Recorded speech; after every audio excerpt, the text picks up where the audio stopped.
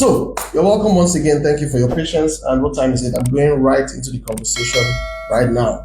All right. So you definitely, I'm sure, have heard people say a particular mindset that in marriage, my money as a lady speaking now, my money is my money, but my husband's money is our money. All right. And then you've also heard guys to support that. Yeah, that's okay. I don't want my wife to bother herself. Her money, she can do whatever she likes with her money, so she doesn't disturb me. But I provide for the family. I meet the needs. I do everything. Like I don't have a problem with that. That's fine, as long as she's giving me my peace. So it's something that has become somewhat popularly accepted saying. So I want to just get into it a bit. Let's interrogate some of these things that we believe, and let's ask ourselves if they are still profitable, if they are still working, if it's helping the situation.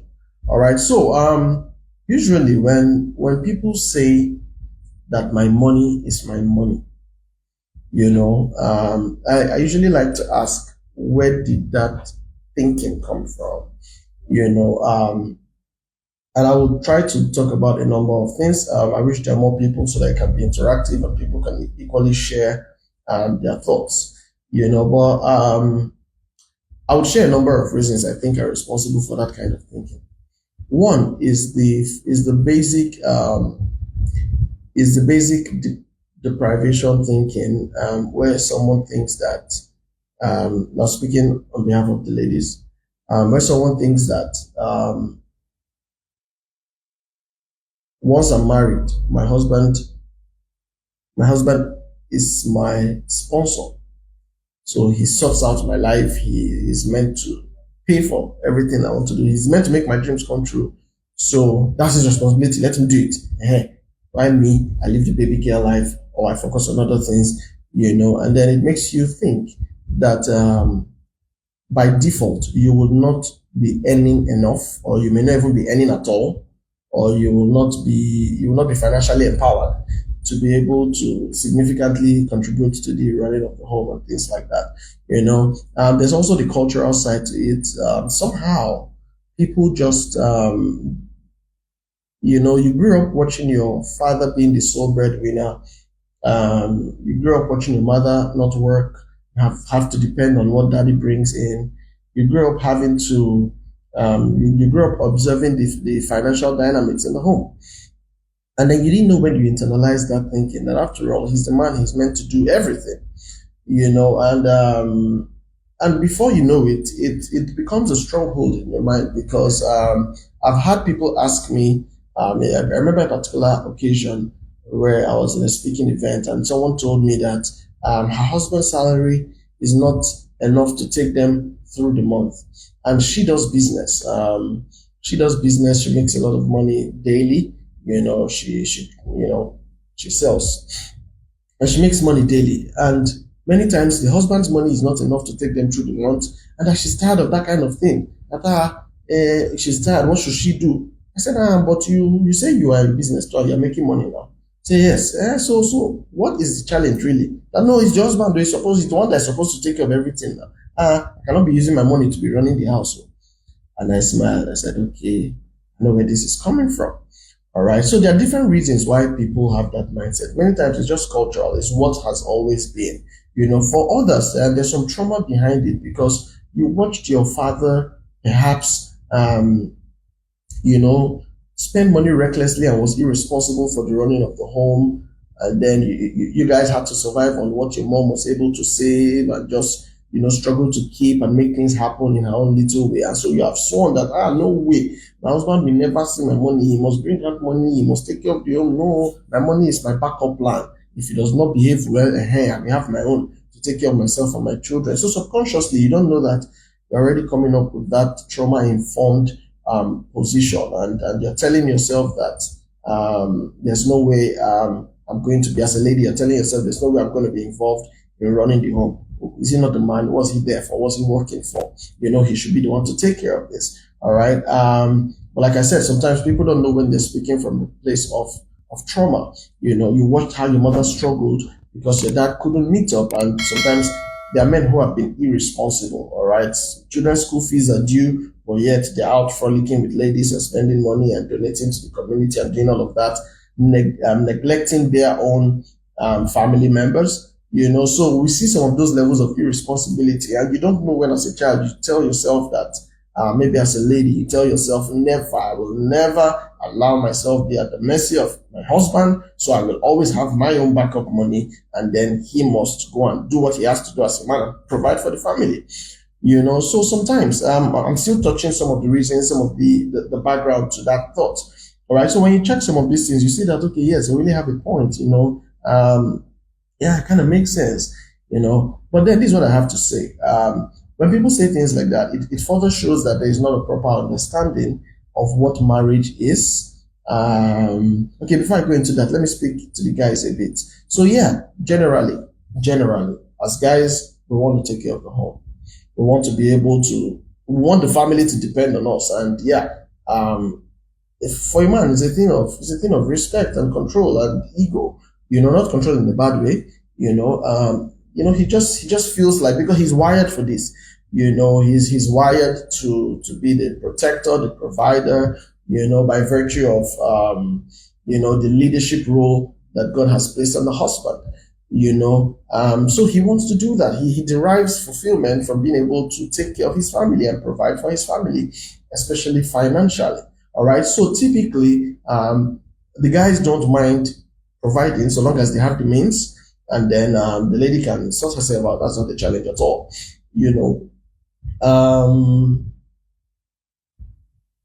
Now, some people take it to the extreme. And what is the extreme I'm speaking about? To the point where even when they are incapacitated and maybe things have gone bad, things have gone south, they don't have means as they used to, they feel like it is below them to get support from their wives. All right, so they'll rather struggle, beg, in fact, they just leave the house out of low morale and all of that, than depend on the support system God has given them to say, how can we make this work? How can we live our dreams? These are the challenges. This is what's going on. So how can we, irrespective of the challenges, team up and, achieve our dreams? So you see, it's so for many guys, that thinking of, no, I must be the one, it has to be me, it takes them to a place where when they need help, they're not even able to ask for help from their own partners. All right, I'm not talking about from strangers, from your own wife. All right, people feel like if they do that, the wife will stop respecting them, and you don't blame them, because again, we have seen a lot of instances where once the women become more financially empowered, the men don't hear the last of it again. So many times when people take the positions that they take, you need to understand that it's coming from somewhere. Whether healthy or not healthy, but many times they have their own data, they have their own reasons to back up that position. But the intent is that by the time we share some of these things today, I hope that somebody will be able to see things somewhat differently and, imbibe the right mindset and culture that is expected in marriage. So I was saying that many times when people are still holding on to my own and your own, is because they don't understand the concept of marriage. All right, I've heard people say as couples, they're dividing the things in their house. This one is my own, that one is your own. The television, I'm the one that bought it, so it's my own. Don't touch it. Don't put it on except I tell you to put it on. And the vehicle, I'm the one that bought it, so don't put it on. Don't drive the vehicle. I don't want to see you near my car, And this is husband and wife. All right. It tells you that there's not a proper understanding of what marriage is. So let me explain what I mean. You see, marriage is the union of two people. All right, becoming one, male and female. All right, becoming one. It is socially, culturally acceptable that these two individuals have chosen of their own volition, of their own consent as adults, that they want to do life together. Do you get it now? So, according to scripture, when this happens, the two of them become one. All right, marriage is about the unification of these two external individuals to becoming one. Both of you are now one. If you are still relating to yourselves as two separate individuals, then you don't yet understand the oneness that you are that exists as a result of marriage. I don't know if somebody understands what I'm saying. All right, so you need to understand that in marriage, both of you become one. You become one. Joint assets, joint liabilities, Do you understand? Your businesses, your everything that accrues to you now accrues to both of you. Now I'm talking about ideal case marriage. According to scripture, the Bible says that for this cause a man will leave his father and mother and cleave unto his wife, and they shall become one flesh. All right, so both of them are now one. They are one. That is the idea of marriage, a unification. And I always let people know that marriage is a covenant. A covenant is the highest level of agreement that there can ever be, because it is usually bound by blood. All right. And the essence of binding an agreement by blood, what he's saying is that we're tied together for life. Our generations are connected by blood. All right. And the only way out of this is death. All right. And that's how heavy the marriage covenant is. But a lot of people don't understand this. They still think marriage is a thing of convenience. I like you, you like me. Let's marry. Now we don't like each other again. We're not going away. Or I like you, but there's no commitment. It's just your body I like, or no, it's just your body I want. This one I like. It's just your money I like. So hey, it's not nothing. There's nothing that deep. That's how some people are doing marriage these days, right? People are getting married to their partner's bodies. People are getting married to their partner's bank accounts. People are getting married to their partner's cars and mansions and net worth and connections. All right. They're not getting married to the person. And this is very important. You need to take note of this. Why are we saying this? Why am I saying this? Because, your life, your behavior will always go in the direction of what your dominant thought is. All right. So when you see how that the center of so many people's marriages is just their materiality, what they have, what they don't have, sex, influence, power, then it tells you what exactly they got married to that person for. All right. And it's a faulty mindset to get into marriage with a what's in it for me mindset. That was, what can I get from this person? This person looks like he can serve my purpose. Let me get in. They have money in their family. Maybe I'll be able to get money, maybe to start my business, maybe to jackpot, maybe to run to do my contracts. All you're thinking of is what you can get out of this person. That's a wrong mindset with which to get into marriage. All right. Many people see marriage as their way out of poverty. Many ladies, especially, who want to get married to a rich man. And every time I hear people say that, what I'm asking them is, why have you forbidden yourself from riches? Why have you forbidden yourself from making money? Why have you told yourself, I cannot, I will not, I never will, so I have to depend on and submit my life to somebody else because I'm incapacitated? Why are you doing that? All right. God who made you 100%, made you whole, and he has equipped you. You have the potentials, or you have exactly everything it takes to be great.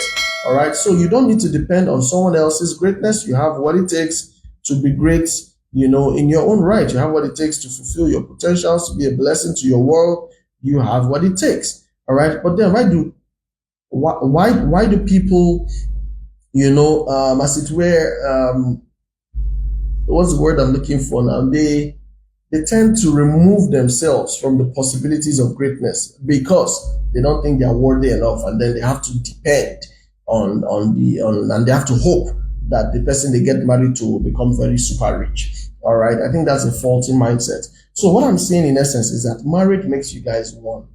And if you guys can be one in every area, including the intimate parts of yourself, all right, then you should also be one in your finances. But I know this is a difficult ask. I know from experience, money is one of the things that causes the most problem in homes. Money.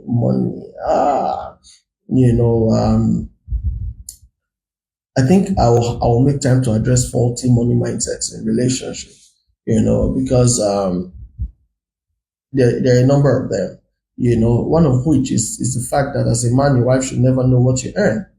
And those are the things that cause problems, because when she doesn't know what you earn, and then she's making a request and you're not obliging, she says, this guy doesn't care about me. He's not concerned about the family. All he wants is to just spend his money alone by himself. Because somehow every time you go out, she assumes that you're going to enjoy. You're going to spend money and you're not spending it on her. So who else are you spending it on? You see, she's definitely going to activate her FBI mode, and she's going to investigate. She's going to find out, what are you doing with that money? Why are you not bringing it here? And those are the things that happen when there's no openness, where you guys don't know what you earn, what each other earns. All right. And that secrecy is also what gives room for sharp practices and misbehavior.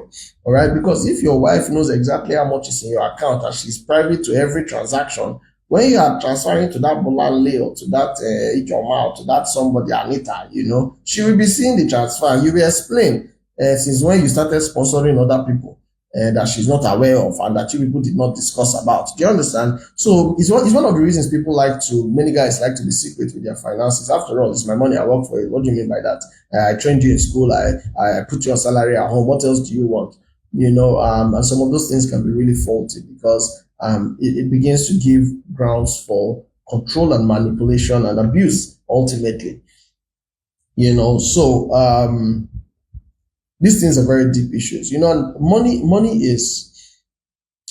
is very sensitive for everyone because the money you make, you apply your life to make money. Do you understand? Whatever it is that you're doing, whatever kind of business, job, you're exchanging your life, your time for money. So that money is your sweat. It represents what you did with your life. Do you understand? So many people just want to spend their money themselves, But if you understand that two are better than one, as scripture says, because they have a better return for their labor. You understand? So there's more strength, there is more resources when you are open enough to tell yourself, okay, when I'm getting married, I and my partner are going to join our resources together so that we can pursue our family dreams and our family goals. You get it? Yeah, that's very important. And I'll speak about that just before we end the session. All right. But now let me talk about some of the challenges that people have financially in their marriage. One of the challenges is that of who should earn money. All right. Should both of us be working or should only the man be working? All right. And we have seen time and time again that there are several men who don't want their wives working. They say they don't want their wives answering yes, sir to anybody. They say they don't want their wives doing business and, pursuing people to pay what they're owing, So they say, no, I don't want my wife doing business. She should sit there in the house. I will provide all the money that she needs. Now, what I usually say is, if you know that all things being equal, from what you're earning as a man, you are able to do that, then maybe that will be good and fine, especially if it's okay by your wife. After all, I know that there are so many ladies in this world today whose dream in life is to just be a baby girl for life. They don't want to work. They don't want to add value in any way. They don't want to run their own thing. All right. They just want somebody to pamper them and take care of them for life. I know a lot of people want that. Yeah, well, it's okay. It's okay. Passe, And there's something Bishop T.D. Jakes said that it's actually okay to live a small life if that's what you want. But where there's something wrong is when you have been empowered to do more and then you settle for less. All right. So for that person who is thinking that, let me just settle for less, let me let you know that you have actually been empowered for more, because every human being in this world has potentials. Every human being in this world has innate abilities that they can exchange and bless the world with and get value in return. All right. So if you think you don't have that, if you think you're not worthy enough, if you think you're not good enough, then you are shortchanging yourself, because God, when He made you, put in you something that can be of benefit to your world.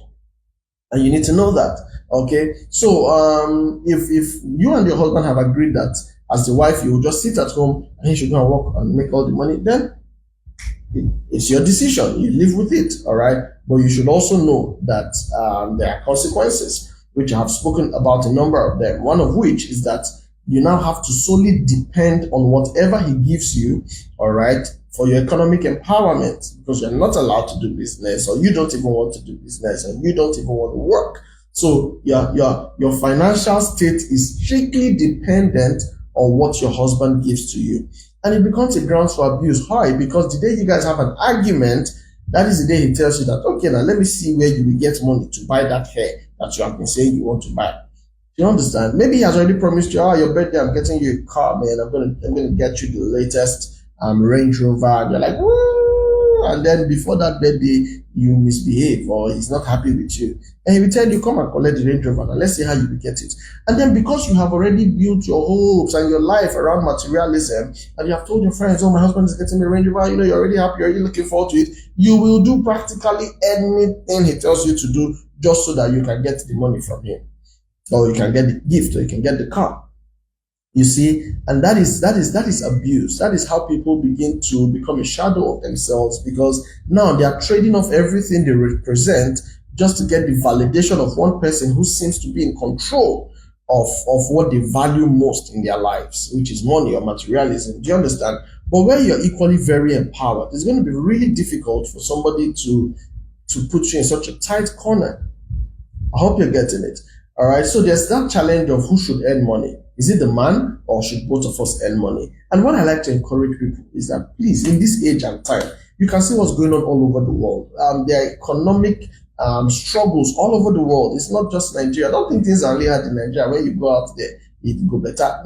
Things are hard everywhere. If you follow the news, you see how the inflation and the rising prices and cost of living everywhere, and the strike action all over, not just in Nigeria, also in the Europe, and things are happening. So my point is that what was the point? I just forgot it. Okay, let me find it. What was I talking about? Okay, yes, I was talking about why both of you need to work.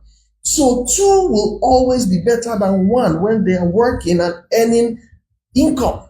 It will always be better, trust me. All right, and then you're in an age where women are a lot more empowered now.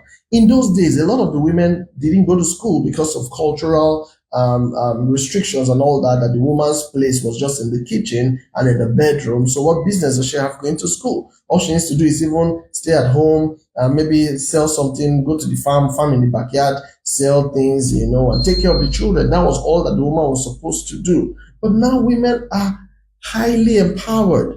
And let me say that in this day and age, women earn more than their husbands well. In fact, it's part of the challenges I'm having, because young men now, they see women that they like and they want her, they really like her, but they say she's earning a lot of money. They score themselves low, like, I don't have enough morale, to talk to her. She will not respect me because she has more money than me. That's another mindset that we talk about one of these days. They are limiting thoughts because women are now empowered. All right. So the point is, imagine what you guys will do together when you bring from what you're earning and she brings from what she's earning, and you guys are able to address your family needs and vision together. Trust me, it is more empowering. All right, it helps you guys to be more united. It helps you to be united in purpose and vision. All right, I said I'll talk about vision very soon, so let me not get ahead of myself. I'll talk about that just before I close. All right, so another challenge people have, besides who should make money, is okay, who is going to be the decision maker on matters of finances? And this is what many people do. By default, the person working and earning the money is the one who takes the decisions. Who are you to tell me what to do with the money that I worked for? Are you the one to tell me what I want to do with my money that I worked for? Do you understand? So because I bring the money, I take the decisions. Yeah. Why did you drop just 100K for running the house? What do you mean? Is it your money? Did you work for it? I gave you money from my own free will. Asking me why did I drop this amount? I mean, these are some kind of conversations people have. You see, and that is happening because the person who brought the money is the one who is the decision maker. All right, he can go out and do absolutely anything he or she wants to do, and the partner has no say because you are not bringing the money. All right. So one time when school fees, are due for the children, and Oga decides to go on one fancy trip, one fancy vacation, just to go and cool off. Meanwhile, school fees is due from next month. She has no right to question him. Why? Because he's the one bringing the money. He takes decisions, whether stupid decisions or wise decisions. You see, and those things cause a lot of problems in homes. This thing I'm telling you is not fairy tale. There are people who are so wasteful that they get their salaries today. That weekend, the salary is finished because they must spend it all on enjoyment, on themselves, and riotous and scandalous lifestyle. And at the end of the day, they have a family that is stranded. You see, so that conversation of who makes the decision, this is what we teach and what we advocate. Let the person who is the better financial manager make the financial decisions for the family, irrespective of who is earning the most. All right. If your wife is the more prudent person with finance, then please allow your wife lead the decision on how we spend in this house. Allow your wife, you see this thing I'm saying now, some men will just come for me. Never. Mayzy, never. That one, I know how she will just carry the money and go and do her own things. And that's another problem. All right. That's why I said I will address it when I'm talking about vision. Okay. But let the person who is the better financial manager make the decisions. I know someone I respect very highly, tell us one time how at some point he had to just hand over his salary to the wife because she was the better manager. And since then, everything was sorted because left to him, I see what I like, I buy it. I see it, I like it, I buy it. That's all. I have the money, I buy it. You see, but there are those who would say, in as much as I like this and I can afford it, what about other concerns? What about other needs? And generally, concerning domestic management, generally, women tend to be the ones with the more details. All right, men many times don't know when the pantry is running out, when the things in the pantry, the store needs to be restocked. Many times men don't know, they don't even check. All right, many times it's the women who run all this coordination and they're able to know that, okay, next 2 months we'll buy this. Instead of buying small onions now, I will order from Joss. You'll bring a basket. I can keep it out, I can keep it dry, and it will last us for the next 5 months. Women know how to do all those strategic things. Man, no, they reason like that. So if I have money now, don't buy it and use it now and move on. Generally speaking, all right. When I say some of these gender things, I'm just speaking generally. All right. So it is better where one person is the better financial manager. You identify that person and say, you know what, matters of money in this house, I beg, there you are. This is what I want to, but right? Now, what is important there is that both of you are operating as one. That is the unity I spoke about before. That is the oneness in marriage that I spoke about earlier. All right?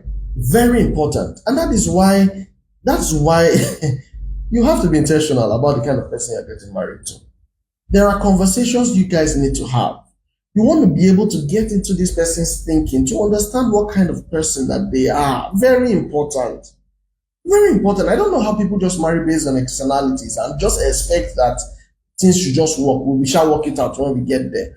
This is the reason why many people whose marriages are the of the town and everybody is talking, oh, lovely couple, this or that. These are some of the reasons why they don't see the light of day and in just a few weeks they are falling apart. It's some of these things because there are areas of their belief systems where they have sharp disagreements, where their convictions are entirely far apart. Opposite directions, and they cannot even touch. You see, so by the time you identify some of these things from the dating stage, from the talking stage, from the relationship stage and courtship, you have identified some of these things. That is when you start telling yourself, can I go ahead and deal with this in marriage? Or should I just leave it because I don't want this kind of problem in my marriage? And let me say this, it's very instructive. Listen, part of the things you are evaluating for the person you want to get married to is not just their strengths and their good sides and all the powerful sides. You also want to pay attention to their weaknesses and the things that they struggle with. Because at the end of the day, marriage does not fail because of the good sides and because of the strength. Many times the marriages that fail because of those weaknesses that lead to the recurring conflicts and all the problems you guys are having. And you're saying, I cannot deal, irreconcilable differences. Many times it is those weaknesses that create the problems. But you see what I see many young people do is you look at only the beautiful side. Now, but he's a tall guy and he's bearded. See his chest. Now, see his shoe. Now, see the perfume. When he walks past you, oh my God, I'm just slaying. That's what you're looking at.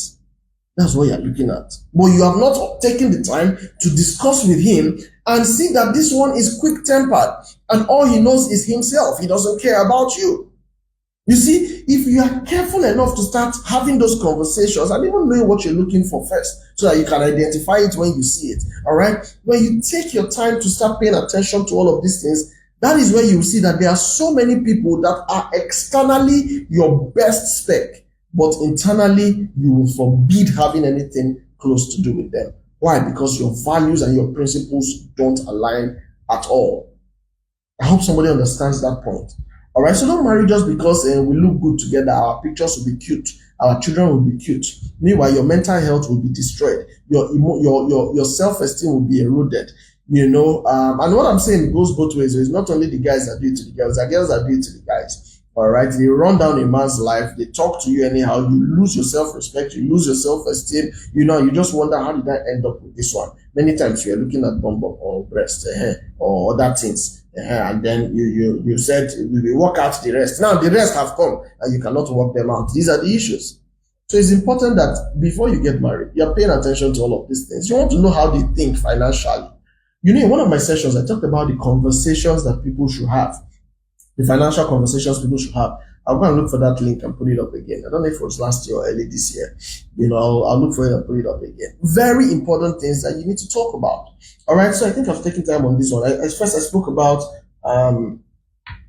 who makes money, both of us or just one person. And then secondly, I spoke about who manages the money. These are conversations that you guys need to have, you know, so that we are clear on the roles. And don't forget, I said who manages it is based on who is the more prudent person, who is the better financial planner. All right, very, very key. What else did I want to say? Give me a second. Okay, and then of course the inability to agree on a vision. So let me talk about this vision conversation now.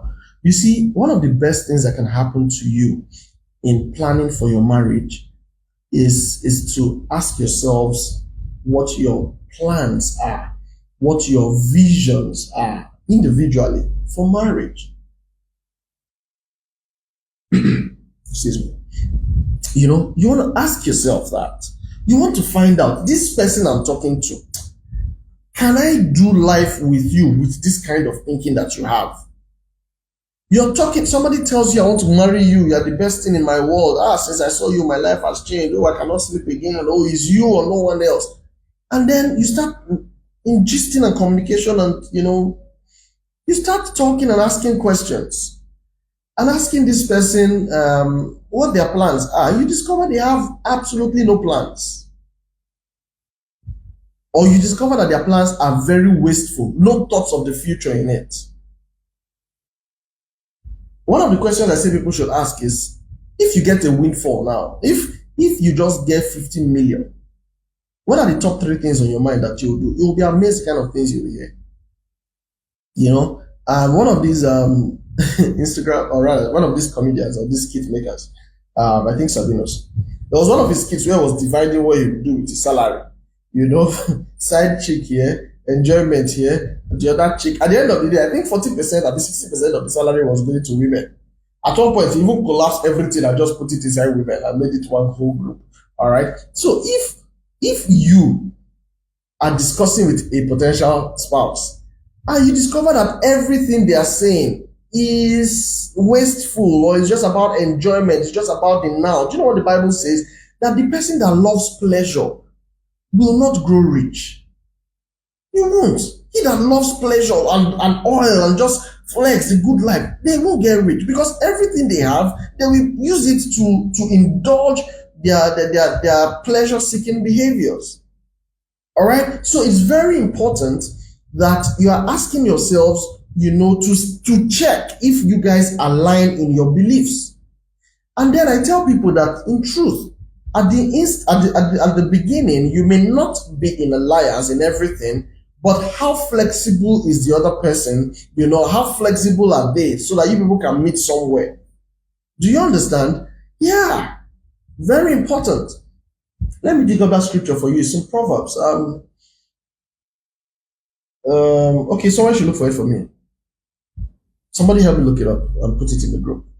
You know, so you have to pay attention to these details. These are the things that wreck marriages. It's not whether she's fine or he's not fine. Have you not seen people who are married to very lovely, beautiful partners? You see the man, he's a speck. You see the wife, she's a speck. You're like, fine people.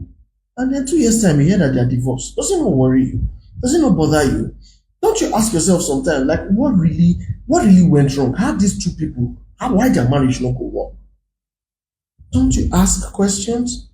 If you do, you will find out. And if they are truthful and if they open up, usually people just generally say irreconcilable differences. But when you check it, it is fundamentally the fact that they are averse to each other's value system. Thank you, Cherish. Proverbs 21 verse 17. He that loves pleasure will be a poor man, and he that loves wine and oil will not be rich. Will not be rich. All right? Or you just discover that this person just likes to be laid back, just likes to chill.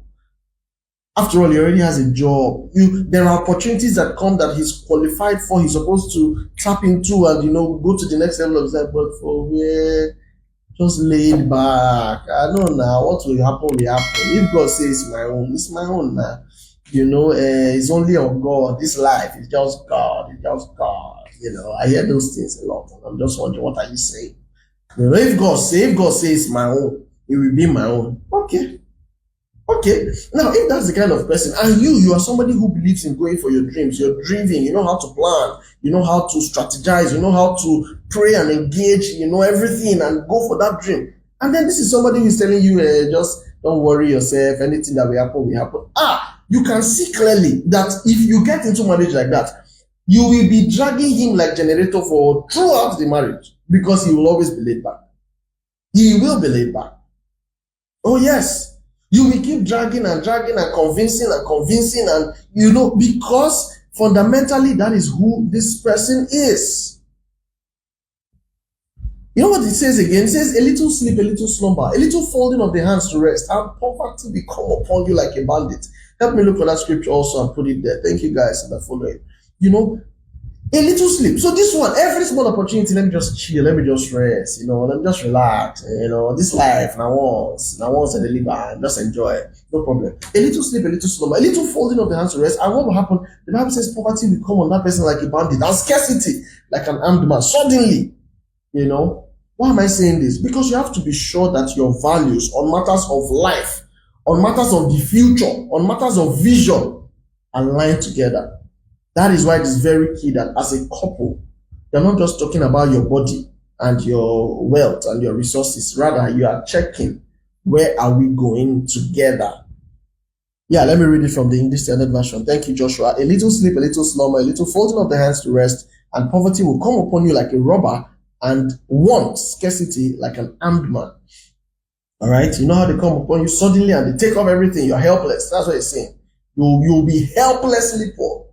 Helpless, stranded. All right, so your vision must align. Now let me bring it back to what we're talking about, because it's my money, our money we're talking about. When as a couple, from the get-go, both of you are able to align on what your visions are, what your vision now is, because you have unified it for this home. We have agreed, we know what we want to do, we know where we want to go. And we have seen what we need to do to get to our dreams. Hey, listen to me. When you can unify in your vision, then it no longer becomes important who is bringing the money. Rather, what is important is that we have this money, and together we are using it for our purposes. Very important. Stop this selfish, small-minded thinking of let me keep my own or let me keep my own. Now, the truth is, as a couple, you can as well agree on what percentages of the money you guys want to still maintain your personal, just for your personal upkeep and anything you want to do with your money. You can choose to still do that. All right? You can choose to do that. But what I'm saying is that there is no conversation of this one is my own, that one is your own. No, it is ours. When it's time to pay school fees and what the man is earning is not enough, it is not a matter of you are the man now, pay the school. No, you contribute. It's our money. And this will bring me to the conversation about joint accounts and versus single accounts. Now the truth is, there's nowhere in scripture where it is written that you must do joint accounts. But what is in scripture is that the two shall become one. All right. What practicing joint account, what it does for you is that it helps you guys to know that, okay, this matter, what we have is what is in the pool, and is what both of us put in that pool. Now, irrespective of the central account you guys are having, I was just saying just now that it is also possible that you still maintain individual accounts, but you can have this kind of arrangement where you're saying that everything we get gets into the pool, and then from there we agree on what our personal pocket monies will be, and from there we sort out our personal pocket monies, but there is a pool from which we administer the family business. Inside that pool, we have planned out everything. Money for projects. What percentage of it is going for project? What percentage is going for investment? What percentage is going for savings? What percentage is going for family upkeep? What percentage is going for charity? What percentage is going for there's contribution in church, kingdom work, let's support the kingdom? What percentages? Everything is planned in the family funds according to the family vision. And then don't forget that the more prudent person is the one managing it, and then decisions are taken and approved by both of you. My God, just imagine this thing I've said now. How will you people be having financial problems as a couple? How? Just imagine it. How? But it takes a very high level of maturity to do this. Let me quickly point that out. It takes a high level of maturity. It takes a high level of trust. Many people don't trust their partners. Yes, you don't trust them financially. If I let him know how much I have now, he'll be relaxed. No, I don't want him to relax. Let him go and be working. You can pay the bills, but no, you will suffer that man. Let him go and work because I don't want him to relax. Because you don't trust him. And sometimes because he has given you reasons not to trust him. These things go both ways sometimes. But in marriage, that's why I was emphasizing the point about that oneness and openness in marriage. It is very key. It is very, very key. That is what makes marriage marriage. That principle of oneness. And again, you hear people say when they are taking their vows, the pastor will tell you to say in sickness and in health. You say no, in health and in health. For better, for worse. No, for better, for better. For in riches and in want, in poverty. No, in riches and in riches. And you think you're being spiritual. That shows that person does not understand what life is about. Does not understand what marriage is. Because what those vows are saying is that in all circumstances of life, come what may, we are together in this matter. We are doing it's a covenant. Nothing separates us. Your life becomes my life. The only thing that will separate us is death. That's what marriage is. That's what marriage is. So if you are going in with that level of understanding, how do you still have in mind to hold back certain things and say, no, this one is my own, this one is not for my husband? How do you even want to do something that is not at the time or at every point benefiting your partner? Do you get this? You guys have to decide and agree on this. If you can get this from the beginning, you will not have all these kind of problems. See, this thing I'm telling you is practically the financial management system of my house. And we are having a great time. There is not an issue anywhere, anytime about money. It is doable. People need to learn it. All right. But when you don't trust yourselves, you're still thinking of how to have your own backup plan. You're thinking of just in case, let me have my, people say that and it sounds like sharp wisdom. Wisdom of the world, sometimes it sounds like it is, but it's just preparing you for crisis. And guess what? Because you are always consciously setting money aside for the day things will fall apart, what you are doing by that practice is you are calling forth crisis, you are calling forth problems, you are calling forth issues that will make you have use for that money that you have set aside. After all, that is why you set it aside, in case. So it is that you're in case that will create the wahala and drag it to you so that you will have use for that money. After all, every day you have been calling it forth. Or don't you know that your predominant thoughts are your self-fulfilling prophecies? That's what it is. So if every time you're thinking about, let me keep some money in case my husband stops taking care of us, no problem. One day something will still happen that will make your husband to now stop taking care of you, and then that's your plan that you have always been preparing for, and you will not have the resources to do what you want to do.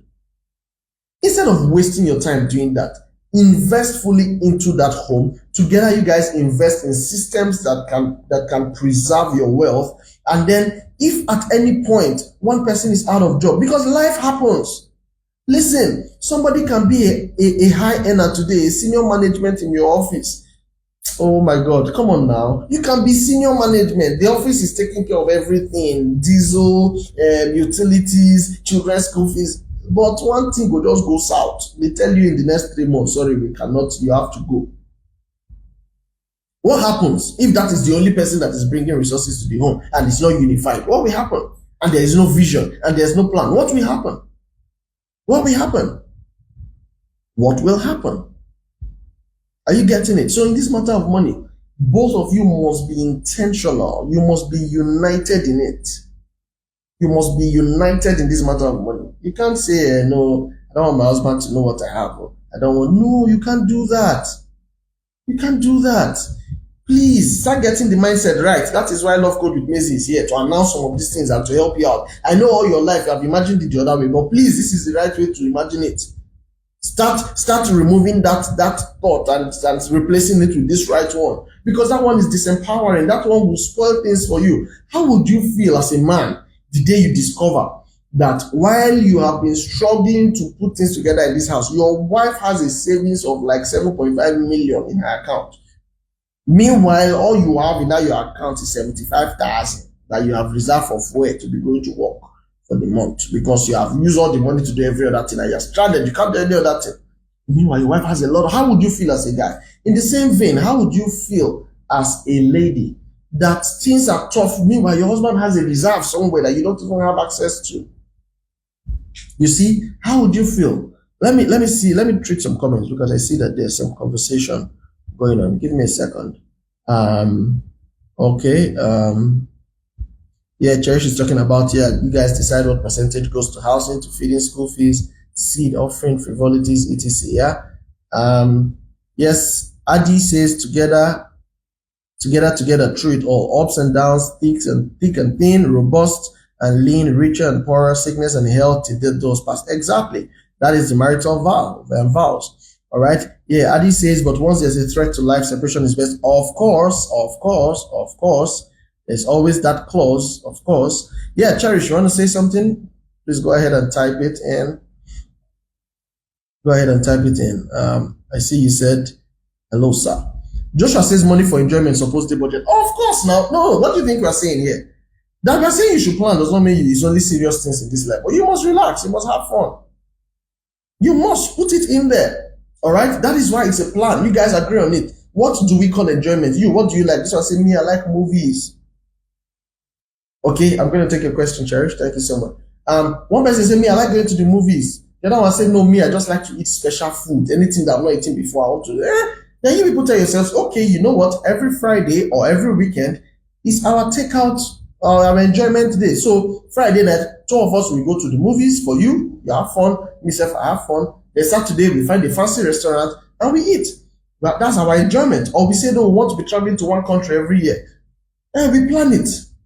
You know, the good thing with this kind of thing is that it is your plan. It is both of you. So you will know what things you have to cut to achieve this, or what will suffer for this to work. Do you understand? Or where the resources are flowing, then you guys just create the life of your dreams. But the main thing is that you are intentionally planning for it and making provisions as it applies.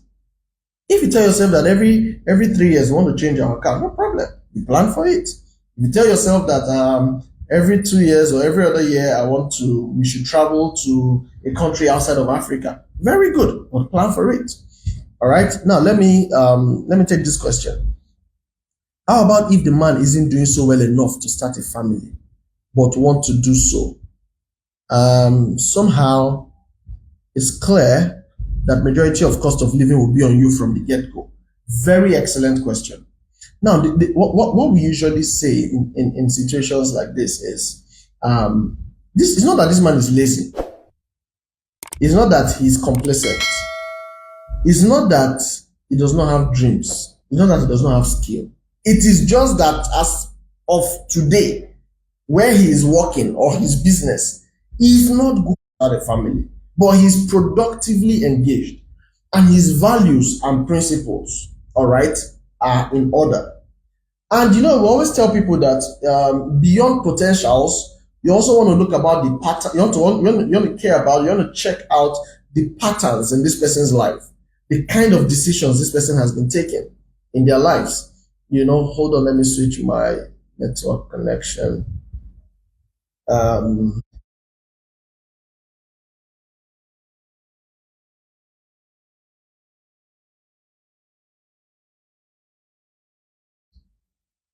Hardworking, diligent, integrity, morally upright, you know, has a plan, has a vision, makes the right decisions, is not wasteful. But at the moment, you are earning more than this person. And it is clear that from the get-go, most of the expenses will be on you. Listen, this is that point where you would look at this thing critically and tell yourself, well, We'll get into this marriage by faith, and we'll trust God that things will get better. All right? The main thing, like I said, is that the man has his head correct. Please go ahead and get married. Even if you as the wife will be contributing more, don't forget what I said, that now it is not just about who is bringing it, but it is now us. All right? And then it is also important that the person has the maturity enough to be comfortable and not start, because some men just get to the point where they start looking for unnecessary problem. The day you tell her to do something, she doesn't say, it's because you are earning more money, I cannot talk to you again. You cannot respect your husband again. You're just raising your shoulder because you're making money, and then if it's that kind of person, there will be wahala. All right. So you need to, these are the levels of maturity that are required for marriage. All right. But if you see that this person checks out all of these other things, it's just that right now he's not making a lot of money, please, you can still go ahead and marry. And this is one point I need to make. You marry by faith. You need to know that everything must not check out now before you get married. So long as the fundamental things are in place, you can go ahead and get married. Together, you guys will walk the walk. You will walk the path, and together you guys will grow. I'm telling you this. And this is the challenge I have with ladies who are waiting to only get married to a man who fits a particular level of financial status. It can be tricky. Somebody may not have today. 5 years down the line, he will hit the gold mine. And because he has been building the principles and the capacity, to handle greatness, when that time comes, you will be glad you stayed with him. You will be glad you put all you had in running that family, even though he was not bringing in the money. Because such men, when they reward your loyalty, only yourself will be the one that say, what have I done to deserve all this? Do you understand what I'm saying? But if you always make life difficult for him because he does not have enough, or you will not agree because he does not look like he has money now, and I think any single lady here should listen to this and take it very seriously. That person you are seeing today, if every other thing about their lives check out for greatness, but they just don't have the money yet, please go ahead and consider that relationship. All right? Because the future is pregnant. The future is great. There are certain people, I just won't call some names, because one of them is a public figure now.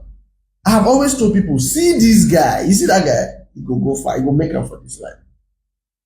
And guess what? Somewhere down the line, he is making it big time. Why? Because there were patterns, there were principles that are predictable. This guy applies himself to it. Nothing will stop this one. Do you understand that kind of thing? If you see that kind of person, run and go and marry them. Because you people will be great. Take it from me. You will be great. You will be great. I remember one time a cousin of mine was sharing about how the husband was doing his own thing. She was already working in an oil company and doing well. And you know how it works. And when you're starting your business, sometimes everywhere never soft, But she was the one taking care of all of those things. Sometimes you have to beg her, raise this money, let me support this, let me do my business. Do you know it got to the point where when he tells her he's broke, that he's broke is even way higher than her salary as somebody that was working at a oil company at the time. His broke state is even, in his broke state, he's engaging on expenditures that she's wondering, I thought we are broke now. How come this one? He said, I'm a businessman. My broke is not your salary. You understand? Why? Because things had gotten better. So imagine if she was not, into that marriage at that point where she was the one earning more just because I'm the one bringing the money and I talk to you anyhow. When people like that excel, they will always remember. Now I'm speaking generally, all things being equal. Remember that lady that has been loyal to them, and they will reward that loyalty. All right. So please, that is my answer for that. And if you have more questions or contribution, you can bring it up. But this is very important. Thank you for raising that question. This is one of the things that have made a number of ladies to not say yes to a guy, because they look at him right now and he doesn't have a car. Past this level now. Me that started driving like 10 years ago. I'm dating man that cannot drive. Not only does he not have a car, he cannot even drive. Or his job is paying 1/3 or 1/4 of your salary. That's what he's earning. And these are the times you look out for every other thing. Emotional maturity, spiritual maturity, decision making. leadership, vision, goal, drive, patterns. What are the patterns in his life? How does he relate with other people? Do you understand? Look out for all of those things. My dear, if those things are fine, please go ahead. Because that he does not have today does not mean he will not have. And this is the blessed thing about marriage. Listen, at the end of the day, it must not even be that in the future he will now start earning more than you. It must not be. Listen, but there is the support he will bring to your life, that thing that you're already doing, you will be able to keep excelling in it, and then the family is working together because you guys are united. He too is doing whatever he's doing. He's growing in his own way. Do you understand? It must not be that at some point now he will now overtake. Then yes, because she believed. I don't know if you understand what I'm saying. Life can happen anyhow. What is key is that you guys are united on this front. All right, you are united on this front. Today there are men who have said, you know what, you madam, pursue this your dream. This your dream is what is taking care of us in this family. Pursue your dream. I will run the house. Men are doing it today. They are changing diaper, they are cooking, they are going to market, they are doing, auntie, so long as you're comfortable, you like it, and both of us agree that I've tried, but it's not working, no problem, I will run the house. You be doing that thing you're doing. And they have a connection, they have an agreement, and it is working for them. Do you understand? So my point is, let your visions, your individual visions align, and then let it become a family vision. And then unify your resources to pursue that vision. Stop having broke person mentality, poverty mentality. No, it's my own. If I give you now, my own will finish. The ocean, no matter how you scoop water from the ocean, it replenishes itself. You need to have that kind of concept about mindset about yourself. We are rich, we are blessed.